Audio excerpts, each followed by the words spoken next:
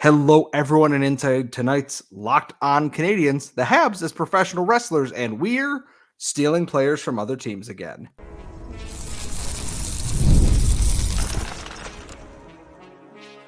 You're Locked On Canadiens, your daily podcast on the Montreal Canadiens, part of the Locked On Podcast Network, your team every day. Hello, everyone, and welcome to episode 1080 of Locked On Canadiens. We are your daily Montreal Canadiens podcast, part of the Locked On Podcast Network, where you get your team every single day of the week, wherever you get your daily podcast, Google, Apple, Spotify, or on YouTube.com. Today's episode is brought to you by Game Time. Download the Game Time app, create an account, and use code LOCKEDONNHL for $20 off your first purchase. Terms apply. I am one of your hosts. I am Scott Matlin. I'm joined, as always, by the active stick, Laura Saba. And Laura, we each came up with segments for today's shows, and it's not in the direction that I think people would have anticipated. Do you want to tell people how we are starting this show today? We are starting the show looking at the Habs and assigning a wrestler to each one. Scott is a huge wrestling fan. It is the off season. I always love hearing Scott talk about it, but we do know this is a Habs podcast. And guess what? We are going to have some trade talk later on in this episode, but I did want to give Scott the opportunity to talk about the Habs as wrestlers. And Scott, I don't know where you want to start. Do we want to just talk about like maybe I shoot out a player and you explain what wrestler they are and why, or you want to start out the show trying on wrestling masks? This is a very serious podcast after all. So, and this is going on so many people's like screenshots, I promise you. Oh man, well, I don't know how luchadors do that. That is nuts. But I am actually in favor of you dishing out a player, and I give my reasoning for as many of them as we can, because there's a lot. I could spend 3 shows worth of time doing this. All right, so I'm pulling up the Montreal Canadiens roster. Shall we go by position? Just run it right down, whether it's cap friendly or whatever order you want to do that. It's always cap friendly. So. It's always cap friendly. All right, Nick Suzuki. Nick Suzuki, smart. Nick Suzuki thinks everything through. He's a cheeky little bastard when he wants to be. And I'm trying to sit there, but he's also like the leader. He is the one that everyone looks up to for everything. He is the one who is going to guide this next generation to the next level. And someone's going to yell at me in the comments because they're not going to like the comparison. Nick Suzuki is the WWE's Cody Rhodes right now. He is the face of what this organization is and what it means to be a Montreal Canadian, what it means to be a professional wrestler. And some people don't like him, which is just fine by him. He's just going to keep doing his thing anyways. Obviously, Cole Caulfield is up next. Oh, man. Cole Caulfield's not big, but Cole Caulfield does a lot of incredible things. Some things that we don't really understand how he does them or how he's able to do these things. He keeps proving people wrong. Maybe not as insane and as reckless as this professional wrestler, but an undersized wrestler right now on the AEW roster who just continues to do incredible, insane things like actually lighting a man on fire last Sunday is Darby Allin, who is an absolutely bonkers, insane human being. I would show you clips of what he can do, but this video would be demonetized because they are also horrifying at the same time. Brendan Gallagher's up next. Brendan Gallagher being kind of the crotchety old guy. And if you can't tell, I'm trying to stick to modern kind of wrestling here. Someone who wants to whip a group of people into shape because he's been through it. They've come up short for titles and other things. Brendan Gallagher is what Chad Gable is in the WWE right now. Not the biggest guy. They are driven. They are not super popular with a lot of other people, which is Gable's current role within the WWE. And he just wants to win. And that's been Brendan Gallagher's whole thing, is he likes to win. He wants to win at that point. Next up is Josh Anderson. Oh, man. I don't even know where to put Josh Anderson in this, because it's like, actually, no, I know exactly where I can go with this, and it's going to be really, really mean. Very handsome man, incredible physique, all of this talent, known talent that we are aware of, cannot put it together at all times. Josh Anderson is Andrade in both AEW and WWE. This impressive talent can do so many things, cannot put it together on a routine basis. There are glimpses of it where you're like, this guy's a world champion, this, that. Not in this circumstance. Christian Dvorak is up next. Should we do him, or like, is there a wrestler who's like just injured all the time? Christian Dvorak's always injured, so we see CM Punk at this point. But Oh, no. We do like CM Punk. Yoel Armia. Kind of the quiet. I'm going to put Yoel Armia as, and maybe I'm going to put Yoel Armia as Claudio Castagnoli in that he is always the secondary guy, but just kind of like we were talking about with Cole Caulfield, that he just pulls stuff out that you're not expecting. Claudio does incredible feats of strength. Yoel Armia bodies 3 people off of him along the boards and then scores a goal while facing the wrong direction with a backhand that goes in the top corner. And not a man of many words, but when he's on, you can't help but look away. Or look at him, I should say. Alex Newhook? I don't actually have one for this. This one's hard. I couldn't find one for Alex Newhook, actually. I feel like we don't know him well enough. No, I also had trouble with him with like the superlatives that I was doing. Like, I feel like we just don't know him very well. Yeah. Yes. Let's jump over to actually to Juraj Slafkovsky at this point. Okay. A young up-and-coming guy. Some people wrote him off, maybe that he's not going to be that guy there. And then he found his swagger and has a almost cult-like following. I'm going to say that Swerve Strickland, who is currently AEW World Champion, and Juraj Slafkovsky kind of went along that way there. Strickland was kind of in the mix of things, but wasn't at the forefront. People weren't always begging for more. And then one day it clicked, just like it did with Slafkovsky. And now all you want to do is you want more, you want more, you want more. And that's what he is. There's a couple players I really want to mention. Michael Pizzetta is one of them. Michael Pizzetta is insane, has no regard for his body whatsoever, will fight anybody anytime, has no trouble watching himself bleed. Michael Pizzetta is Jon Moxley, a man who has zero regard for his own well-being. And I can't think. I was debating if it was him or Arbor Jacki. I've watched Jacki turn down fights. We'll get to Jacki later. But next, I wanted to talk Caden Gooley. Caden Gooley he's part of that future a little bit, in that you want to build around him all the time. That he is that guy that you want to step up and really be that next big thing a little bit in here. And this is when I struggle because he fits in so many roles. He's not quite the best technical guy out there. He's not a high flyer of some kind. And I'm actually kind of drawing a blank on this. So if we do have listeners who want to suggest these, we will read them on our mailbag tomorrow at LO_Canadians, LockedOnCanadians@gmail.com. We do want to hear from you because I know we do have a lot of wrestling crossover fans in this podcast. I do want to do Arbor Jacki, though, because I'm sure you've been thinking about this all day. Well, I wasn't sure if he was going to be Jon Moxley at first. And then I kind of went, no, he doesn't have to be, though, because he's turned into this guy that he's this big, he's a hulking brute, but that there is more in there, and the fans want to see more. They want to get behind this person in that kind of role. And Wardlow in AEW is huge, physical specimen, isn't quite where they want him to be yet, but he is there's the potential to be there for that with the right kind of guidance and path forward, that I absolutely think he could be that guy. And finally, pick a goalie and do the goalie. Both of them are so nice that neither of them can be like any of this. I was going to say, I had Mike Matheson is going to be Hangman Adam Page because he's just this dad guy out there who does incredible cowboy stuff all the time. I can't pick one because Samuel Montembeau's too nice and Caden Primo's too shell-shocked half the time to do anything, that I can't have one.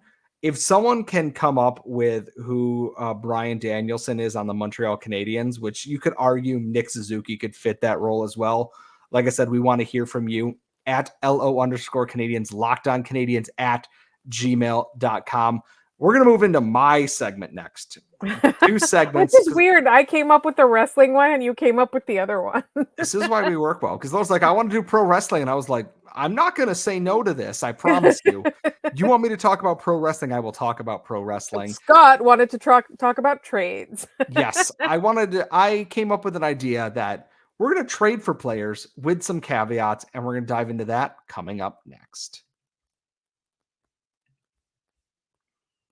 But first, as I said off the top of the show, today's show is brought to you by Game Time. And with baseball season in full swing, hockey season's coming to an end. It's the summer season. There's concerts, there's everything. It is such a pain to sometimes find the tickets that you are looking for the event that you want. With Game Time, it is so much easier. You can pick out specific games, concerts, shows, whatever, and find things like last-minute ticket deals right up until the show starts, flash deals, zone deals, and it's easy to find and buy tickets because you can see the view from your seat, purchase them, and not get hit with any hidden fees for any ticket that you pick. And they have the lowest price guarantee. They have event cancellation protection, job loss protection, everything. And your purchase is covered by the most flexible customer service policy in the ticketing industry. So take the guesswork out of buying tickets with Game Time. Download the Game Time app, create an account, and use code LOCKEDONNHL for $20 off your first purchase. Some terms may apply. Again, create an account and redeem code LOCKEDONNHL for $20 off your first purchase. Download Game Time today. Last minute tickets, lowest price, guaranteed. We are back here at Locked On Canadiens, and I am here to remind you, mailbag tomorrow at LO_Canadiens, LockedOnCanadiens at gmail.com. Talk about wrestling, talk about farts, talk about the Habs. We've done all of these probably in the last 2 weeks at some point. I came up with an idea for the show today that as I'm watching the playoffs, I've been thinking, man, if the Habs had that guy, they'd be at that next level. And I broke this up into 2 segments, the Eastern Conference and the Western Conference. So we're going to start out east here. And my thought is, if we could take one player from each playoff team, no strings attached whatsoever, they can replace whoever in the lineup. If we want to launch Josh Anderson into space, we can do that. This is all hypothetical. One player from each team to make the Montreal Canadiens into a Stanley Cup contender instantly next year. Who would it be? With the caveat being, it cannot be a team captain or anyone wearing a letter on that team, which means you can't just say, I want Connor McDavid and Leon Draisaitl or whatever. We're going to add a little wrinkle to it to make people think, who would I add on this team? And Laura, do you want to start with the Florida Panthers or do you want to start with the New York Rangers? You're on mute. Which I always am. I turn it off so that I could click around through the rosters. Okay, I want to start with the New York Rangers, and my choice is Adam Fox. I was not wearing a letter. I was going to say, how is Barclay Goodrow wearing a letter for this? Anyways, that's besides the point. My first thought was I really wanted to say Mika Zibanejad, but also 31, signed for forever, wearing a letter. Could not be him. I do think Adam Fox would have been my second choice there, but he is on that right side, which the Canadiens are slowly loading up on. Yeah, it's like technically they don't need him, but he is a kind of caliber of defenseman that they want. Yes, and to counter that then, I would say Keandre Miller would be, if I'm picking from the defense there. That's a really good one. I think he would absolutely be that guy, but I think the number one thing that I'm potentially missing here, Igor Shesterkin. Ooh. I love the upcoming prospects on this team. I love Jacob Fowler. I think Jakub Dobeš is going to turn out pretty well. I like Samuel Montembeault as their current starter. Igor Shesterkin is a next level potential goalie that the Canadiens do not have available to them. And my first thought is I would take Igor Shesterkin, then Adam Fox, and then Keandre Miller from that team there. I think that would make adding him in net, and we're going to add all 4 of these players to this lineup here. A Shesterkin-Montembeault combination feels like it would be really, really good for both of those players. We are now moving on to the Florida. Oh my God, they have so many UFAs this offseason. Oh my God. Something here doesn't track because I'm looking at their roster right now, and there's a player that I am pretty sure wears a letter for this team that is not listed on here. Laura, do you want to pick first while I try and figure out who are So many the people are captains gonna on this team? so many people are gonna throw things at me. Yeah, they're because they're missing. They've got like a C and an A, and obviously the C and the A are Sasha Barkov and Aaron Ekblad, who I would love for different reasons on this team. Matthew Tkachuk is not wearing a letter, and Elite that Prospects has him listed as being one of the A's. okay, Tkachuk, Ekblad, and Sam Reinhart are all listed as alternate captains on okay. Elite Prospects. So Cap Friendly is lying to me. So I can't pick Matthew Tkachuk. But does everyone understand why I would pick Matthew Tkachuk? I would pick Matthew Tkachuk In a in a heartbeat. heartbeat. That Yeah. I'm imagining him on a line, any line on this team, and just absolutely salivating at the prospect of it. I honestly like beyond that, who would I want? Did we ever do he's 32 though. I was gonna say Oliver Ekman Larson. I feel like we did like a coveting episode about him. I mean, maybe not for me. I'm looking at this roster, and part of me is going to say no to Sam Bennett just because that feels like a bad contract waiting to happen. For me, out of this team here, this team looks like it's like 3 seconds away from just falling apart next season. Oh my God. I would take Anton Lundell Oh, interesting. as I think a younger guy. He's 22 years old. He's an RFA this offseason. Can play center and wing, and I think he's really coming into his own as an NHL player this year. That to supplant Christian Dvorak in this lineup, I would do that. Also, Carter Verhaeghe, who just continues to be one of the most underrated players somehow in the NHL. Former Leafs cast-off, traded with 7 other guys for Michael Grabner, bounced from the Islanders to Tampa Bay, where he was very good, couldn't re-sign him, and then he ended up, I believe, in Florida, where he has just been an unholy terror for the last handful of years. I think that Carter Verhaeghe would be Anton Lundell and then Carter Verhaeghe, I think, as my 2 picks with that.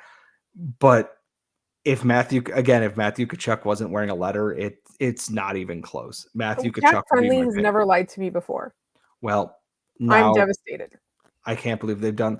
And I'm even like, I looked through like their AHL team and I was like, no, I Nope. want Anton Lundell. And then I would like Carter Verhaeghe. Verhaeghe's a little bit older. He's 28 years old, but immediately steps into that second line spot there opposite Alex Newhook. And then you're just cooking from there at that point. In that it would be almost unfair that it's like, here's a bunch of cast-offs from other teams on one line, just absolutely dominating it. Like he played 2 games in the Toronto organization, got traded, and then has just basically lit the world on fire after that. In the AHL, coming up to the NHL. And since he's gotten to Florida, he's just hit another level. He's had an 18-goal season, a 24-goal season, a 42-goal season, and a 34-goal season, and he's been over a point per game in the playoffs for Florida for the last 3 seasons. Carter Verhaeghe is I've actually talked myself out of Anton Lundell and talked myself into Carter Verhaeghe on this team. It's a really fun process listening to you have this conversation because I'm still fuming that Matthew Tkachuk is listed as not having a letter.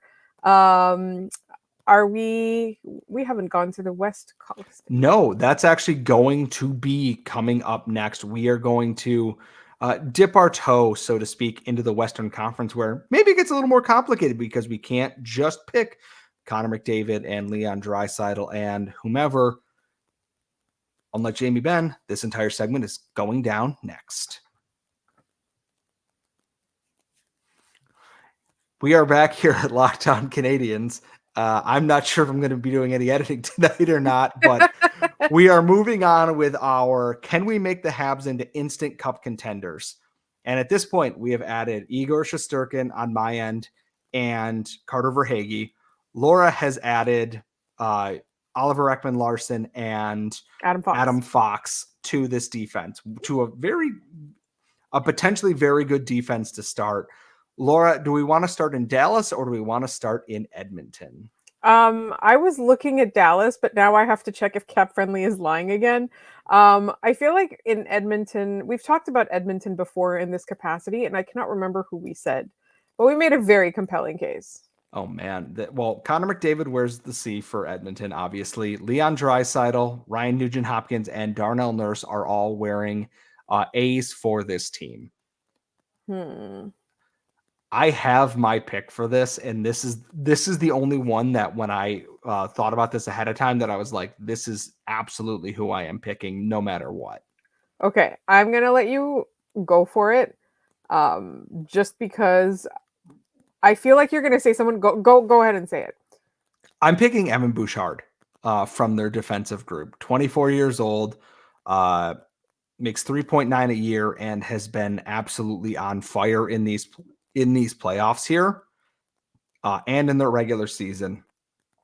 43 points, 40 points. He had 82 points this season, and he has 22 points in 15 playoff games this year.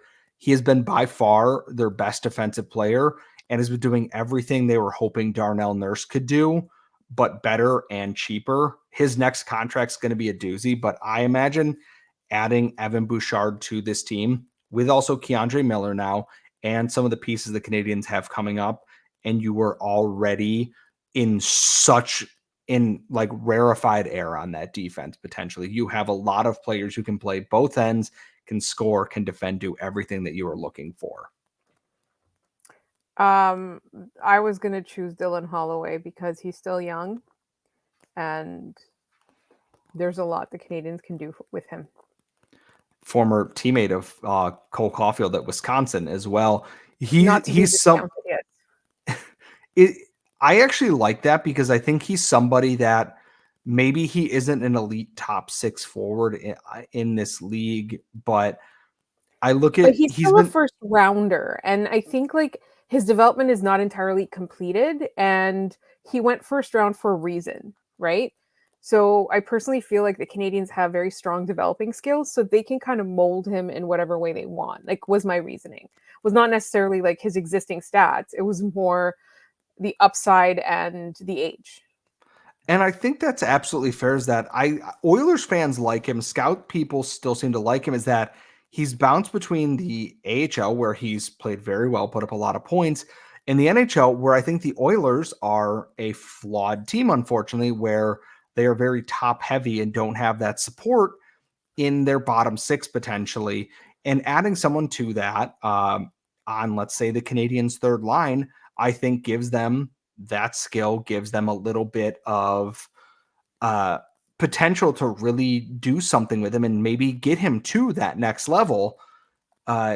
This is going to be a fun one because we're going to shift on to Dallas now. But wait, I need to check first and make sure that these guys don't wear letters because there's 2 guys, obviously, that jump to mind. And I wasn't able to, I've literally been messing around on my phone looking for this since I found out that Cap Friendly has been lying to me. I'm going to go back to Cap Friendly. I'm going to mention 2 guys, and you're going to tell me if either one of them is wearing a C. One of them is Roope Hintz, obviously, and the other one is Miro Heiskanen. If they're not wearing them. Miro Heiskanen does wear an A according to Elite Prospects. Okay, well then my answer is still good. I was going to say, no, go ahead. Sorry, I keep cutting you off. No, obviously, that is the no-brainer choice in this scenario. He makes a lot of money, but that doesn't matter. The Canadiens will find a way to fit him in. Again, this is completely we're doing whatever we want. Roope Hintz was also going to be my first pick, but assuming one of us was going to pick him, I also picked You picked a backup? Of course I picked a backup. Oh, and I know who it is. It's going to be Logan Stankoven. It's actually not. Oh, no way. Okay, go on. It's Jason Robertson. Ooh. Jason Robertson is still young. I was gonna say he's a younger guy. He's 24 years old. He turns 25 on July 22nd. There, he put up 109 points last season. Put up 80 and 82 this year. He put up 18 points in 19 playoff games last year. 16 and 16 this year. He is one of the future stars of American hockey. He already is a star, but I mean like actual like Olympic aspirations. Like his name is going to be up there with some of the best US players in the world. Yes, and like 45 points in 51 games in his first full NHL season, 79 and 74, 109 points in 82 games last year, 80 points in 82 games this year with 51 assists. He is absolutely somebody that I would love to have on this team. I love Slavkovsky. Do not get me wrong in this. That my top line would be Caulfield, Suzuki, and then Robertson, and then it would be Slavkovsky, Doc, Verhaeghe, Newhook, meh, and Wah. And then your fourth line is maybe Dylan Holloway and whatever with that. Guy, basically. Guy. Sorry, we're a Canadians podcast. That's Guy. But I just look at Jason Robertson, and as someone pointed out, that he fell in his draft year. He was a second round pick, 39th overall, because his skating wasn't very good. And Dallas, being the smart team that they have, which we have talked about in this regard, has looked at this and been, we can fix this and make this better. And they've managed to do that. That I believe he is actually one of the top scorers in his draft class. He is the fifth highest scorer. In front of him, Elias Pettersson, Nico Hischier, Cale Makar, Robert Thomas by 1 point in 2 more seasons, Jason Robertson, and just ahead of current Montreal Canadiens captain Nick Suzuki, who has 286 points. Damn. In case you're wondering who the Canadiens picked in this draft class, they picked Ryan Poehling, 25th overall, which he's a perfectly cromulent NHL player. And this is absolutely me doing hindsight here that, well, hindsight being 2020, I would have picked, obviously, Jason Robertson. Ironically, taken right after Ryan Poehling is the Stars goalie, Jake Ottinger. But also a superstar in his own right. Yes, one of the also fast rising stars in this. It's, I gotta stop looking through old Stars are honestly, the Dallas Stars are quite unfair. If you're looking at this roster, they are quite unfair. They're a team that has done well with trading for the right people, drafting the right people, and developing them well. Yes, it's like I'm looking at this. Like Joe Pavelski is a million years old, still put up 67 points this year. Not having the greatest playoffs, however, but Wyatt Johnston, Rope Hintz, adding Matt Duchene in free agency, Miro Heiskanen trading for or adding Mason Marchment, Tyler Seguin continuing to play very well. They're developing Thomas Harley, Esa Lindell, and then getting some mileage out of vets like Evgeny Dodonov, Craig Smith, Radek Faksa, etc. They are where Tampa Bay was a couple of years ago that we look at and go, this is what I want in terms of player development. Like even Logan Stankoven. I'm glad that you mentioned him, that he's not high on this list for points, but if I could just add one player right now, realistically, Logan Stankoven would absolutely be that guy. But I can't imagine teams being like, or the Stars of all people being like, we're going to part with our upcoming top prospect. Can I just do one parting thought?